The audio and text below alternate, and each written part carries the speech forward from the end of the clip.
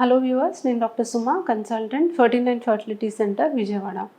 So IUI IVF చికిత్సలు చేస్తున్నప్పుడు చాలామంది పేషెంట్స్ అడుగుతారు, మేడం యోగా ఎక్సర్సైజ్ అలాంటివి చేయొచ్చా, ఇది ఎంతసేపు చేయడం వరకు సేఫ్, మాకు ఎంతకాలం ప్రెగ్నెన్సీ వచ్చాక కూడా దీన్ని కంటిన్యూ చేయొచ్చా, ఎన్నో నెల వరకు కంటిన్యూ చేయొచ్చు, ఇలాంటి ఎన్నో డౌట్స్ అడుగుతూ ఉంటారండి. సో యోగా అండ్ ఎక్సర్సైజ్ చేస్తున్న వాళ్ళకి డెఫినెట్లీ హెల్త్ అనేది బెటర్గా ఉంటుంది. అండ్ మీకు ప్రెగ్నెన్సీ రావడానికి కానీ అండ్ ప్రెగ్నెన్సీ వచ్చాక దాన్ని కంటిన్యూ చేయడం కానీ చాలా మంచిది. బికాజ్ యోగా అండ్ ఎక్సర్సైజ్ వల్ల ఎన్నో బెనిఫిట్స్ అనేవి మనం చూస్తూ ఉంటాము. సో ఇది మీకు స్ట్రెస్ బస్టర్ లాగా ఉంటుంది. స్ట్రెస్ బాగా రిలీవ్ చేస్తుంది, మిమ్మల్ని బాగా కామ్ డౌన్ చేస్తుంది. అండ్ సైమల్టేనియస్గా ఫిజికల్ యాక్టివిటీ ఉండడం వల్ల మీకు నిద్ర కూడా బాగా పడుతుంది.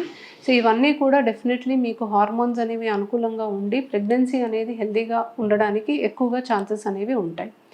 సో ఎక్కువగా బ్రీదింగ్ ఎక్సర్సైజ్ లాంటివి ప్రాక్టీస్ చేయాలి. అండ్ వాకింగ్ అనేది most simplest and most beneficial form of exercise అని చెప్పొచ్చు. సో ఎక్కువ స్ట్రెన్యూస్ ఎక్సర్సైజ్ కాకుండా లో ఇంపాక్ట్ ఎక్సర్సైజెస్ ఏవైనా చేయొచ్చు. అండ్ సింపుల్ వాకింగ్ వల్ల కూడా డెఫినెట్లీ మీకు ఉపయోగం అనేది ఉంటుంది. ఇది కేవలం మీకు ప్రెగ్నెన్సీలో కామ్ డౌన్ చేయడానికి, స్ట్రెస్ రిలీఫ్కి కాకుండా yoga and exercise to some extent మీకు నార్మల్ డెలివరీ అవడానికి కూడా హెల్ప్ చేస్తుంది.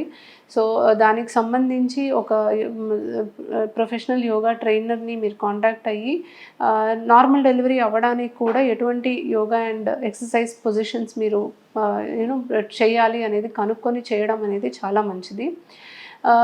కొన్ని సందర్భాల్లో అంటే బ్లడ్ తక్కువగా ఉంది, లేకపోతే మీకు ప్రెగ్నెన్సీలో బీపీ ఉంది, మీకు హెడేక్ వస్తుంది, లేదా మీకు ఇంకా ఆయాసం వస్తుంది, ఇలాంటి సమస్యలు ఉన్నప్పుడు మాత్రం మీరు ఖచ్చితంగా ఇటువంటి యోగా అండ్ ఎక్సర్సైజ్ అనేది అవాయిడ్ చేయాల్సిన అవసరం అయితే ఉంది. సో ఏదైనా కూడా ఒకసారి మీ గైనకాలజిస్ట్ని సంప్రదించి మీరు ఎంతవరకు ఫిట్గా ఉన్నారు, ఎంతవరకు యోగా అండ్ ఎక్సర్సైజ్ చేయొచ్చు అనేది తెలుసుకోవడం అనేది చాలా మంచిది. బట్ రెగ్యులర్గా చేస్తే డెఫినెట్లీ అది మీకు మీ హెల్త్ అండ్ మీ ప్రెగ్నెన్సీ వచ్చే ఛాన్సెస్ ఇంప్రూవ్ చేస్తుంది. అండ్ ప్రెగ్నెన్సీలో మీకు కాంప్లికేషన్స్ రావడానికి ఛాన్సెస్ తగ్గిస్తుంది, నార్మల్ డెలివరీ అవ్వడానికి ఛాన్సెస్ అనేవి కూడా పెంచుతుంది. సో మోడరేట్గా చేయాలి, టూ మచ్ స్ట్రెన్యూస్ యాక్టివిటీ చేయకూడదు. 45 minutes maximum 1 hour per day చేస్తే సరిపోతుంది, అంతకన్నా ఎక్కువ కూడా అవసరం ఉండదు. సో రెగ్యులర్గా ఆల్మోస్ట్ వారానికి ఒక 5-6 డేస్ అన్నా at least 45 minutes to 1 hour some form of yoga, physical activity, exercise చేస్తే ఖచ్చితంగా మీకు అది యూజ్ అవుతుంది. Thank you.